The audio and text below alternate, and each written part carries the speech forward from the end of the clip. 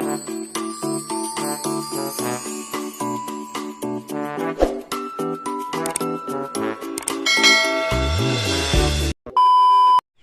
morning sa tanan.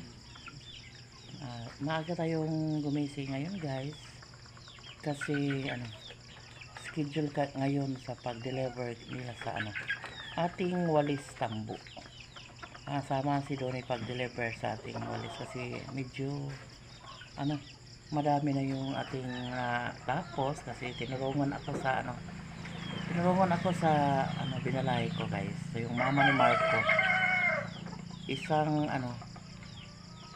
linggo silang nandito tumulong sa akin, pero sa ngayon na kahapon na uwi na sila kasi may pasok na naman ngayon sa mga bata. So medyo mas malapit yung eskwelahan nila doon sa Purok 4 kaysa sa amin dito ng Purok 6. So yan, kahapon sa hapon uuwi sila para madali lang silang makapunta doon sa eskwelahan. So tingnan natin yung mga boys natin na nagpa-file ng walis sa ating mold. Ayan. Nandito si Donnie at saka si Dani. Donnie at Dani. Yung pangalan ng pinsan ko, Dani. Yung nagpa-file ay Donnie.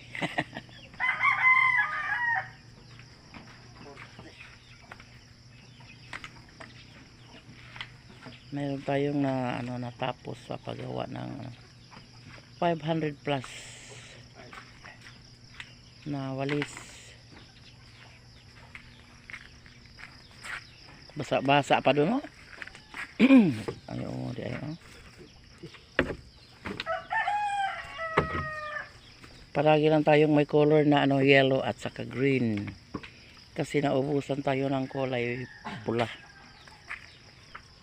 Mas madali itong maubos yung pula sa tindahan kaysa sa green at saka yellow.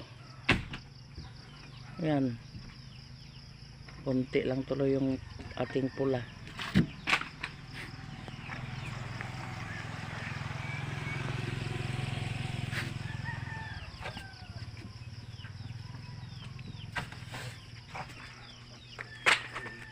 Mau na lang na daan. Ang puwa gamay na lagi ang kuan. Puwa, no?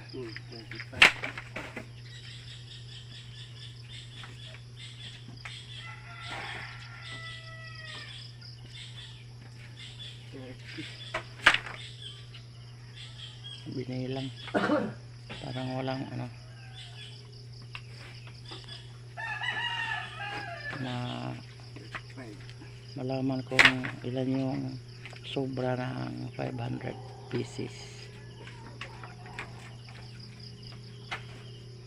Ilan yung sobra?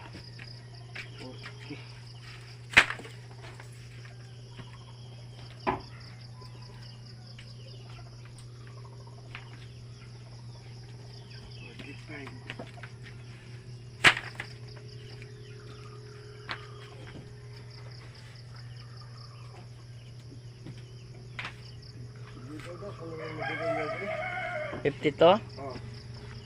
So ito parang na $550 to or $500 to? Sana maayos lang yung pag nila, biyahe nila guys, kasi medyo malayo yung mararating nila ngayon kasi medyo matumal ngayon ang binta sa walis kasi tapos na yung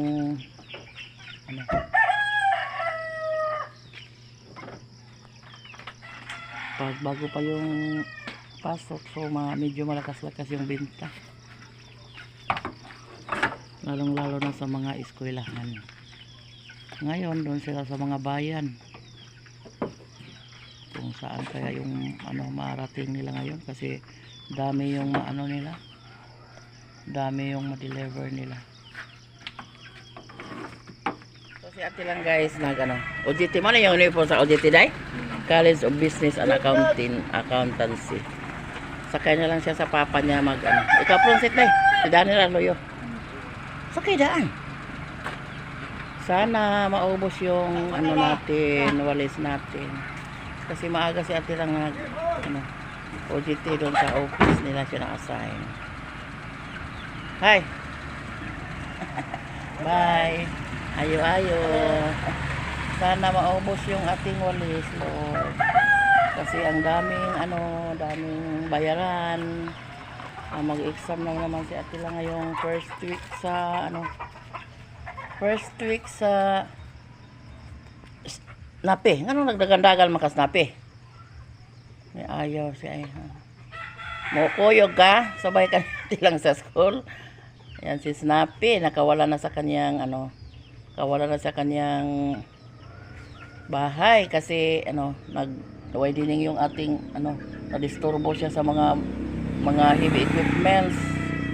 Mag-ingay, palaging umiiyak si Snappy. Yan, nakawala na. Ayaw na niyang pumasok ulit sa kanyang bahay. Ito yung isang estudyante natin. Kasi yung papa niya hindi pa nag-asikaso kasi nag-vigil kasi kagabi. So sabi ko kay Jisame, dito na lang siya muna. Kain o, pangagda. Tita, kain tayo. Yan. Hindi ko nakaluto mayroon mang suriso dihaday. Hindi po mo ay kasuriso. Ayaw niya. Yung paksiw lang yung inano niya. Paksiw lang yung inulam ni Jisame at saka mayroon pa silang ang diin nila katimalo yung sa baon niya. Nilutuan ko siya ng kasi mayroon silang sinilid na nilagay na karne. Gamay na lang na ba ito dahil kakausan na lang ito yung sudan. Magpalit kasi sila ng 1 kilong karne. Ayan. Nasok nila doon sa ating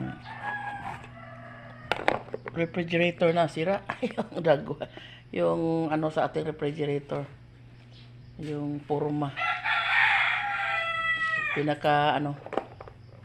Karaan. Anong tawag niyang karaan, guys? Matagal na yung binigay yon sa sa kapatid ko. So yan, nagkataya yon sa labas. Pero sa sulod hindi siya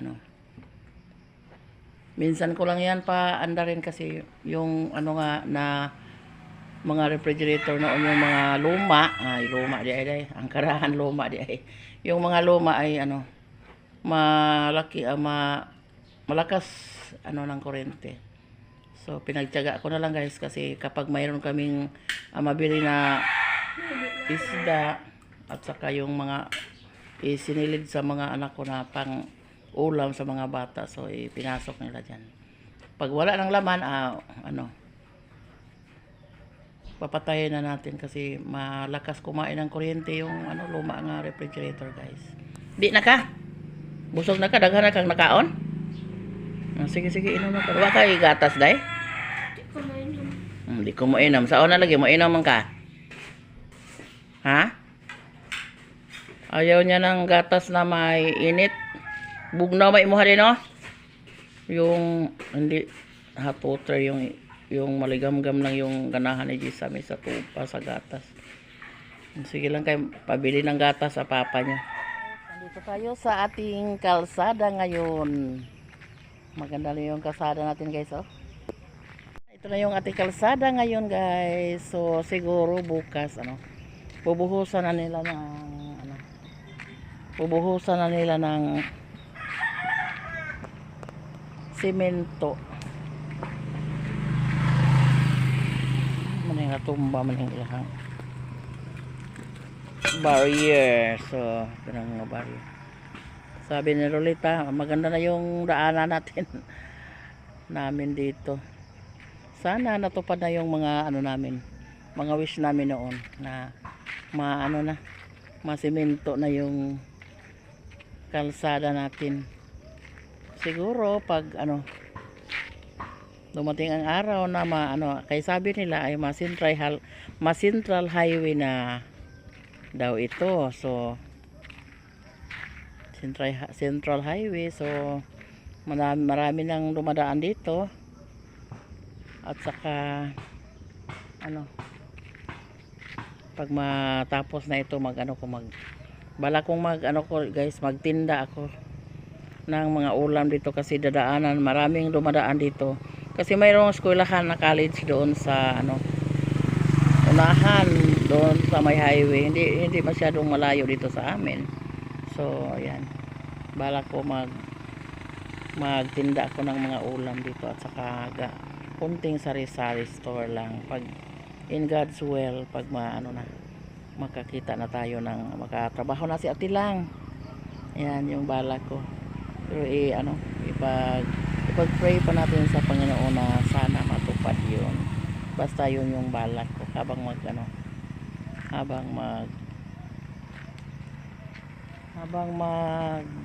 gawa ako ng walis. So mayroon tayong piso na makita sa maghapon dahil sa may bumili.